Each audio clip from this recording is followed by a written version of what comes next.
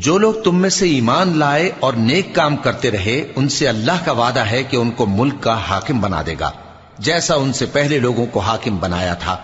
اور ان کے دین کو جسے اس نے ان کے لیے پسند کیا ہے مستحکم و پائیدار کرے گا، اور خوف کے بعد ان کو امن بخشے گا۔ وہ میری عبادت کریں گے اور میرے ساتھ کسی چیز کو شریک نہ بنائیں گے،